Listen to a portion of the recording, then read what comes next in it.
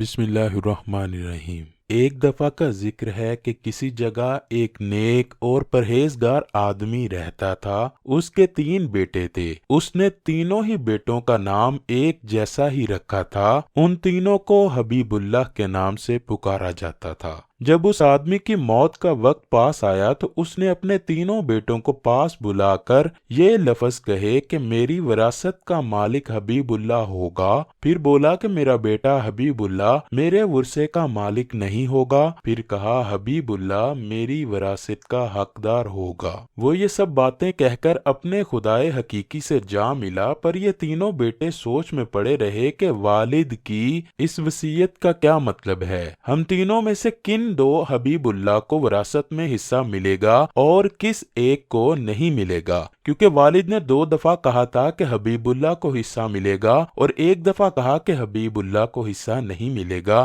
آخر تینوں نے فیصلہ کیا کہ ہم قاضی کے پاس جا کر یہ فیصلہ کرواتے ہیں کہ کس حبیب اللہ کو وراثت میں حصہ ملے گا اور تینوں میں سے کون سا حبیب اللہ اس وراثت سے محروم رہے گا۔ وہ قاضی کے پاس جا رہے تھے کہ راستے میں ایک آدمی پاگلوں کی طرح ادھر ادھر چکر کاٹ رہا تھا۔ انہوں نے اس آدمی سے پریشانی کا سبب پوچھا تو اس نے بتایا کہ میری اونٹنی نہیں مل رہی، میں نے اس کو ہر جگہ ڈھونڈ لیا ہے۔ ان تینوں میں سے ایک حبیب اللہ کہنے لگا آپ کی اونٹنی ایک آنکھ سے اندھی تو نہیں؟ اس نے جواباً کہا ہاں وہ ایک آنکھ سے اندھی تھی۔ پھر دوسرے نے پوچھا کہ کیا آپ کی اونٹنی کی ایک ٹانگ خراب تو نہیں تھی؟ اونٹنی کے مالک نے کہا جی جناب وہ ایک ٹانگ سے لنگڑی تھی۔ تیسرا بولا کیا تیری اونٹنی کی دم چھوٹی تھی؟ اونٹنی کا مالک نے کہا جی ہاں حضور میری اونٹنی کی دم کٹی ہوئی تھی۔ یہ بات سن کر مالک نے دل ہی دل میں سوچا کہ اب تو اونٹنی مل ہی جائے گی۔ تینوں حبیب اللہ بولے اے خدا کے بندے ہم نے آپ کی اونٹنی نہیں دیکھی۔ یہ بات سنتے ہی اونٹنی کا مالک ان تینوں پر ٹوٹ پڑا اور کہا کہ اگر آپ نے اونٹنی کو نہیں دیکھا تو مجھے اس کی نشانیاں کیوں بتا رہے ہو؟ ضرور آپ تینوں نے میری اونٹنی کو ذبح کیا ہے۔ وہ غصے سے بولا کہ تینوں ہی جھوٹ بول رہے ہو۔ وہ ان سے لڑنے جھگڑنے لگا، لیکن تینوں حبیب اللہ کہنے لگے ہم نے سچ مچ تمہاری اونٹنی کو نہیں دیکھا۔ لیکن وہ اونٹنی والا کہنے لگا سچ سچ بتا دو ورنہ میں آپ کو قاضی کے پاس لے جاؤں گا۔ یہ بات سن کر تینوں نے کہا ہم تو پہلے ہی قاضی کے پاس جا رہے ہیں۔ اونٹنی کا مالک ان کے ساتھ قاضی کے دربار پہنچ گیا۔ قاضی کے دربار پہنچتے ہی اونٹنی کا مالک نے دہائی دینا شروع کر دی کہ ان تینوں نے میری اونٹنی کو ناجائز ہی ذبح کر کے کھا لیا ہے۔ انہوں نے میری اونٹنی کی ساری نشانیاں صحیح بتائی ہیں، لیکن نشانیاں بتا کر بھی یہ تینوں کہتے ہیں کہ انہوں نے میری اونٹنی کو دیکھا ہی نہیں ہے۔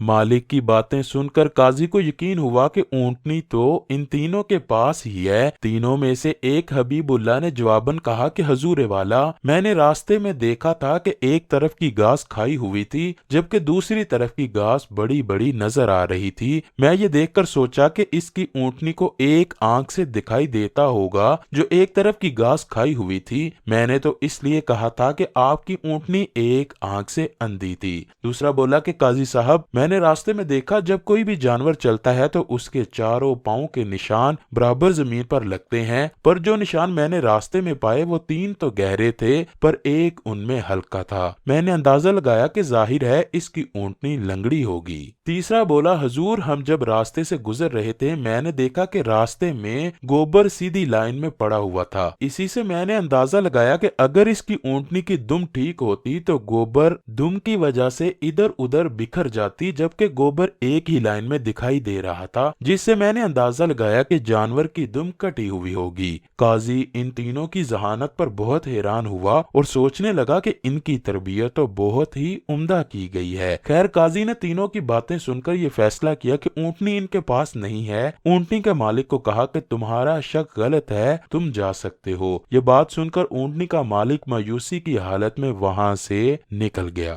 तीनों ने काजी को बताया कि हमारे वालिद मोहतरम की वफात हो गई है, पर वो मरते हुए हमें ये बात कहकर गया है कि हबीबुल्लाह को वरासत मिलेगी। हबीबुल्लाह का वरासत में कोई हिस्सा नहीं, हबीबुल्लाह मेरी वरासत का मालिक है। हम तीनों के नाम तो हमारे वालिद ने एक ही रखे हुए हैं, मसला ये है कि हम तीनों में से कौन सा हबीबुल्लाह वरासत का मालिक नहीं ठहरेगा। काजी इनकी बात सुनकर चकरा गया और सोचने लगा कि ये तीनों तो पहले ही बहुत ज़हीन हैं कि इन्होंने किस तरह ऊंटनी को बिना देखे ही उसकी निशानियां बताई हैं, तो अब मैं कौन सी दलील पर यह फैसला करूं कि तीनों में से कौन सा हबीबुल्लाह वरासत का हकदार नहीं होगा। खैर, काजी साहब कहने लगे कि तीनों मेरे दरबार में रात बसर करो, मैं सुबह आपको इसका हल बता दूंगा। तीनों मेहमान खाने में रात गुजारने के लिए चले गए तो उन्होंने देखा कि कुछ आदमी उनकी निगरानी कर रहे थे। थोड़ा सा वक्त गुजरने के बाद उनके सामने गोश्त और रोटियां लाई गईं। इन तीनों में से पहले ने कहा, जो गोश्त हमें खाने के लिए दिया जा रहा है वो कुत्ते का गोश्त है। दूसरा बोला, जिस तरह रोटियों की हालत है मुझे तो ऐसा लग रहा है जैसे किसी हामला औरत ने तैयार की हो। तीसरा बोला, मुझे तो काजी ही हराम की औलाद लग रहा है। जब इस बात का इल्म काजी को हुआ तो उसने तीनों को अपने दरबार में तलब कर लिया और कहा कि आप में से किसने बोला कि कुत्ते का गोश्त हमें खाने के लिए दिया जा रहा है? पहला बोला, मैंने कहा है, क्योंकि हलाल जानवर के गोश्त के नीचे थोड़ी थोड़ी चर्बी लगी होती है। ये तो सारे ही चर्बी नुमा था।